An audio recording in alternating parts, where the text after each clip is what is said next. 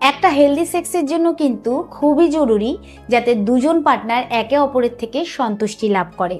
কিন্তু premature ejaculation মানে যেটাকে শীঘ্র পতন বলা হয়, সেটা এমন একটা জিনিস যেটা কিনা সেক্সের সময় ছেলেদের হয়ে থাকে। আর এটাকে প্রবলেম হিসাবে এই কারণে ধরা হয় কারণ ছেলেদের সময়ের আগেই বীর্যপাত হয়ে যায়। তো এতে একটা ছেলে তো স্যাটিসফাই হয়ে যায়, কিন্তু একজন মেয়ে কখনোই এত তাড়াতাড়ি স্যাটিসফাই হয় না। আর অনেক ছেলেরাই এরকম রয়েছে যারা নিজের পার্টনারকে সম্পূর্ণভাবে স্যাটিসফাই না করতে পারার কারণে হতাশ হয়ে পড়ে এবং মানসিক চাপের মধ্যে থাকে। তাই আজকের ভিডিওতে আমি এমন কিছু পদ্ধতির ব্যাপারে আলোচনা করব যেটাই কিনা আপনি আপনার সেক্সের টাইম বাড়াতে পারবেন এবং একটানা সেক্স করে আপনি আপনার পার্টনারকে সম্পূর্ণভাবে স্যাটিসফাই করতে পারবেন। নমস্কার, আমি মাধুরী দাস, হেলথ কনসালটেন্ট। তো চলুন শুরু করা যাক।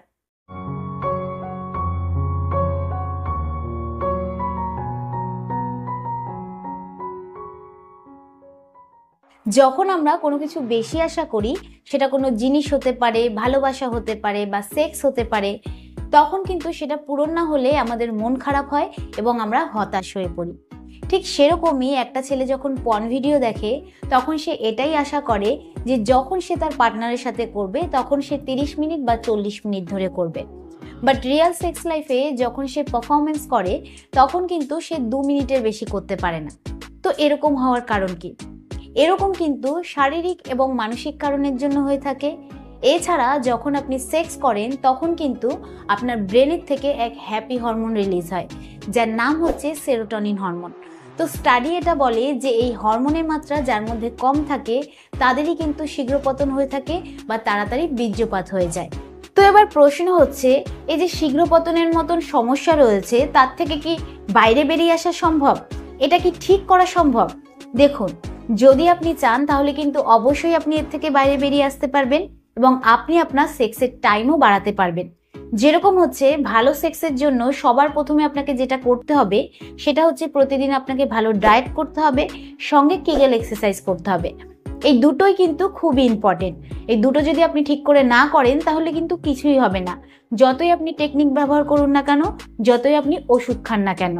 তো এই কেগেল এক্সারসাইজকে কিন্তু আমরা অনেকেই আন্ডার এস্টিমেট করে থাকি, কিন্তু এই কেগেল এক্সারসাইজ এমন একটা এক্সারসাইজ যেটা কিনা আপনার যে পেলভিক ফ্লোরের মাসেল রয়েছে, মানে লিঙ্গের আশেপাশের যে মাসেলগুলো রয়েছে সেগুলোকে পেলভিক ফ্লোর মাসেল বলা হয়। তো সেই মাসেলগুলোকে স্ট্রং করে, তার স্ট্রেংথ বাড়ায়।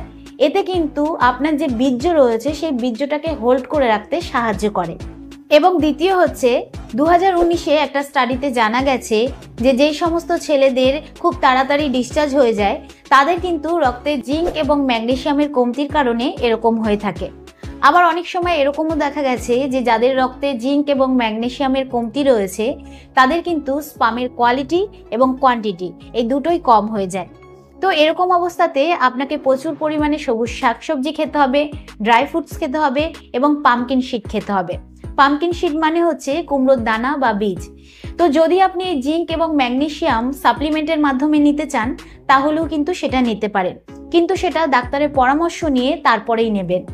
আর 3 নম্বর হচ্ছে, যদি আপনি তাড়াহুড়োর মধ্যে থাকেন তাহলে কিন্তু একদমই সেক্সের প্ল্যানিং করবেন না, কারণ তাড়াহুড়োতে কখনোই ভালো সেক্স হয় না। এর জন্য আপনাকে নিজেকে সময় দিতে হবে